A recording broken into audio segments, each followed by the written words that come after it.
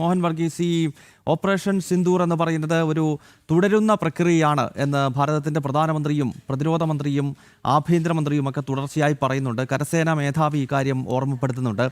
നമുക്കറിയാം, UPA സർക്കാരിൻ്റെ കാലത്ത് തുടർച്ചയായി നമ്മുടെ രാജ്യത്ത് സ്ഫോടന പരമ്പരകൾ നടന്നിരുന്നു. ഇപ്പോൾ ഡൽഹിയിൽ മാത്രം 1-2 UPA സർക്കാരിൻ്റെ കാലത്തായി 5 സ്ഫോടനങ്ങൾ നടന്നിട്ടുണ്ട്. മുംബൈയിൽ മാത്രം 3 സ്ഫോടനങ്ങൾ നടന്നിട്ടുണ്ട്. പക്ഷേ അപ്പോഴൊന്നും ഒരു തരത്തിലുമുള്ള ഒരു തിരിച്ചടിക്ക്, ഒരു സൈനിക നടപടിക്ക് അന്നത്തെ മൻമോഹൻ സിംഗ് സർക്കാർ തയ്യാറായിരുന്നില്ല. പക്ഷേ നരേന്ദ്രമോദിയുടെ കാലഘട്ടം അങ്ങനെയല്ല. എപ്പോഴെല്ലാം ഭീകരാക്രമണങ്ങൾ ഉണ്ടാകുന്നുണ്ടോ ആ ഘട്ടത്തിലെല്ലാം കനത്ത തിരിച്ചടി, സൈനിക നടപടി നമ്മുടെ സർക്കാർ നിർദ്ദേശിക്കുകയും അത് സൈന്യം നടപ്പാക്കുകയും ഒക്കെ ചെയ്തിട്ടുണ്ട്. അതിനാൽ ചെങ്കോട്ടയിലുണ്ടായ ഈ സംഭവത്തിൻ്റെ അടിസ്ഥാനത്തിൽ ഓപ്പറേഷൻ സിന്ദൂരിൻ്റെ ഒരു തുടർച്ചയുണ്ടാകുമെന്ന് അങ്ങ് കരുതുന്നുണ്ടോ?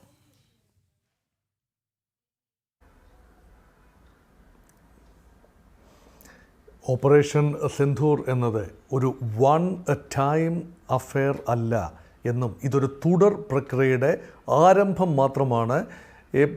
മെയ് മാസം 7-ാം തീയതി തുടങ്ങിയ ഓപ്പറേഷൻ സിന്ദൂർ ഇത് യാതൊരു അർത്ഥശങ്കയ്ക്കിടയില്ലാത്ത രീതിയിൽ ഗവൺമെൻറ് ഓഫ് ഇന്ത്യ അടിവരയിട്ട് പറഞ്ഞിട്ടുള്ളൊരു കാര്യമാണ്.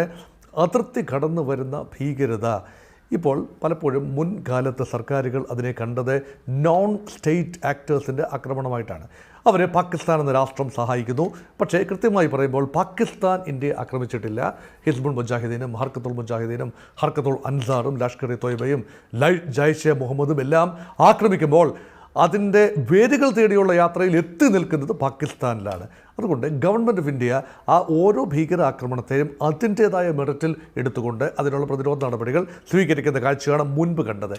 പക്ഷേ ഉറി ആക്രമണം ഒരു ടേണിംഗ് പോയിൻ്റ് ആയിരുന്നു. അതിനുശേഷം ഉറി ആക്രമണം, പിന്നീട് വന്ന പുൽവാമ ആക്രമണം, ഇന്ത്യയുടെ 40 സൈനികർക്കാണ് വീരമൃത്യു വരിക്കേണ്ടി വന്നത്. അതിനുശേഷം നടന്ന പഹൽഗാമിലെ ആക്രമണം, 26 നിസ്സഹായരായ സഞ്ചാരികൾക്ക് ജീവൻ പൊലിയേണ്ടി വന്നു.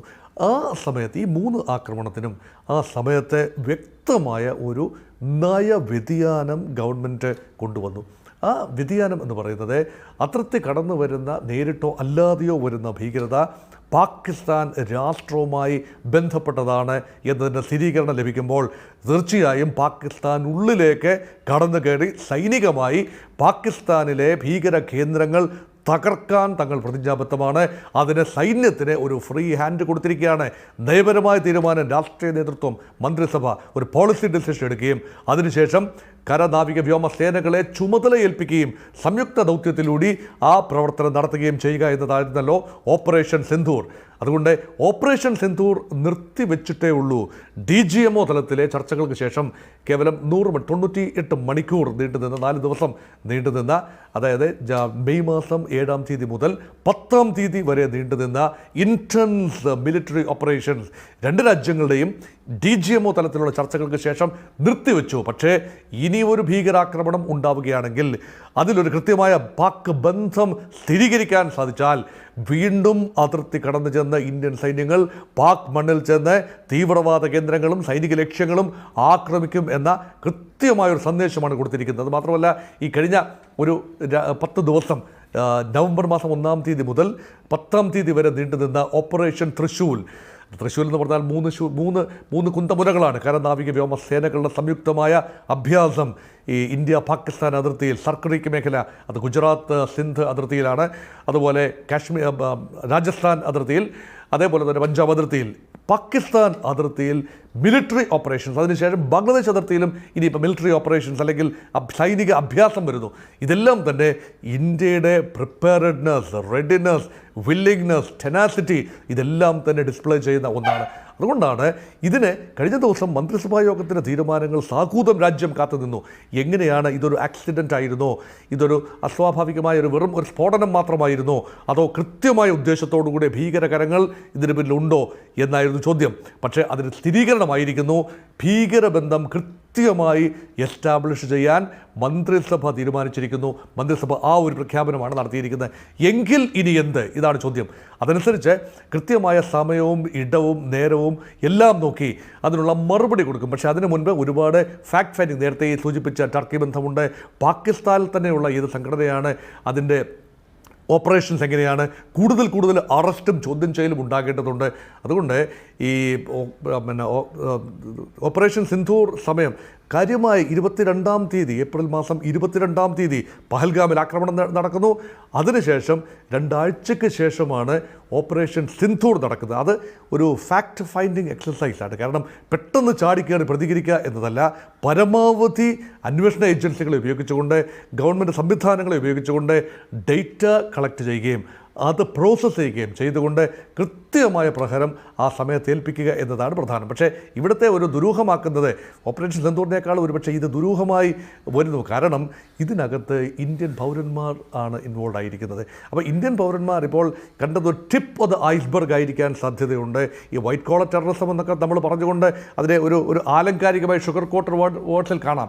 പക്ഷേ ഇതൊരു ഫരീദാബാദിലെ ആ മോഡ്യൂൾ പല മോഡ്യൂളുകളിൽ ഒന്ന് മാത്രമാകാം. അപ്പോൾ രാജ്യമാസകലം വ്യാപിച്ച് കിടക്കാൻ സാധ്യതയുള്ള ഈ വിവിധങ്ങളായ മോഡ്യൂളുകളെ നിരന്തരമായ അന്വേഷണത്തിലൂടെ ഇപ്പോൾ ലഭിച്ചിരിക്കുന്ന ലീഡ് ഇൻഫർമേഷൻ അത് വ്യാപകവൽക്കരിക്കുകയും കൂടുതൽ അറസ്റ്റിലേക്ക് എത്തുകയും നാഷണൽ ഇൻവെസ്റ്റിഗേറ്റീവ് ഏജൻസി വളരെ കാര്യക്ഷമമായി ഉണർന്ന് പ്രവർത്തിക്കേണ്ട ഘട്ടങ്ങളാണ്. ഇതെല്ലാം കഴിഞ്ഞ് മാത്രമേ ഒരു ആക്ഷനെക്കുറിച്ചുള്ള തീരുമാനമെടുക്കാൻ കഴിയൂ എന്നാണ് കരുതുന്നത്. അതുകൊണ്ട് എന്തെങ്കിലും തീർച്ചയായും ഇതിനുള്ള ഒരു പ്രതിരോധം എന്നത് മാത്രമല്ല, ഫർദർ ആക്രമണങ്ങൾ ഉണ്ടാകാതിരിക്കാനുള്ള നിതാന്തമായ ജാഗ്രതയാണ് ഇപ്പോഴത്തെ ആവശ്യം. അതുമാത്രമല്ല, ഇതിനൊരു റെസ്പോൺസ് എന്ന രീതിയിൽ ഏതെങ്കിലും രീതിയിലുള്ള റെസ്പോൺസ് ഉണ്ടാകും.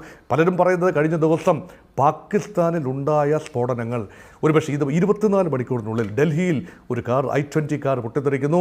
24 മണിക്കൂറിനുള്ളിൽ പാകിസ്ഥാൻ്റെ തലസ്ഥാനമായ ഇസ്ലാമാബാദിലെ കോടതി സമുച്ചയത്തിന് പുറത്ത് ഒരു പോലീസ് വാൻ അതിന് ചുറ്റും ഒരു വലിയ സ്ഫോടനം ഉണ്ടാകുകയാണ്.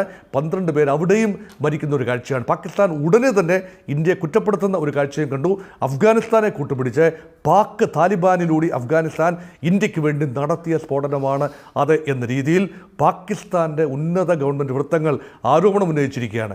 അതുകൊണ്ട് തീർച്ചയായും ഇന്ത്യയിൽ നടക്കുന്ന ആക്രമണങ്ങൾക്ക് പല രീതിയിൽ ഓപ്ഷൻസ് ആർ മെനി. സൈനിക ഓപ്ഷൻ മാത്രമല്ല, വിവിധങ്ങളായി ഇന്ത്യ തേടിക്കൊണ്ടിരിക്കുന്ന ഒരുപാട് ഭീകരർ പാകിസ്ഥാൻ്റെ മണ്ണിലുണ്ട്. അവരൊന്നൊന്നായി വെടിയേറ്റ് വീഴുന്ന കാഴ്ച കഴിഞ്ഞ വർഷങ്ങളിൽ കണ്ടു. പല രീതിയിലാണ് ഇന്ത്യയുടെ സ്ട്രാറ്റജിക് സ്ട്രൈക്ക് ഫോഴ്സ് എന്ന് പറയുന്നത് government, paramilitary forces and also there are people of interest who may be behind the scene. അങ്ങനെയുള്ള ഒരുപാട് ഓപ്പറേഷൻസ് അതൊരു വളർന്നു വരുന്ന രാജ്യത്തിൻ്റെ ലക്ഷണമാണ്. അമേരിക്കയും ഒക്കെ ചെയ്യുന്ന ഒരു രീതിശാസ്ത്രം തന്നെയാണ് ഇപ്പോൾ ഇന്ത്യയും അഡോപ്റ്റ് ചെയ്തിരിക്കുന്നത്. ഇന്ത്യ ഒരു 4ാമത്തെ വലിയ സാമ്പത്തിക ശക്തിയാണ്, വളരെ വലിയ സൈനിക ശക്തിയാണ്. അപ്പോൾ ഇന്ത്യയുടെ ഇൻ്റലിജൻസ് സംവിധാനങ്ങൾ രാജ്യാന്തര തലത്തിൽ വളർന്നു കഴിഞ്ഞു. നമ്മുടെ റിസർച്ച് ആൻഡ് അനാലിസിസ് വിങ് വളരെ കാര്യക്ഷമമായി എക്സ്റ്റേണൽ ഇൻ്റലിജൻസ് ഗ്യാദർ ചെയ്യുന്നു. ഇതിൻ്റെ എല്ലാം അടിസ്ഥാനത്തിൽ ഇന്ത്യൻ താല്പര്യങ്ങൾ ഇന്ത്യക്കുള്ളിലും പുറത്തും സംരക്ഷിക്കുകയും ഇന്ത്യയുടെ ദേശീയ സുരക്ഷയ്ക്ക് വിട്ടുവീഴ്ചയില്ലാത്ത ഒരു സമീപനം സ്വീകരിക്കുകയും ഒക്കെ ചെയ്യുക എന്നത് പുതിയ ഇന്ത്യയുടെ രീതിശാസ്ത്രമായി മാറിയിരിക്കുന്നു എന്ന് കാണാം.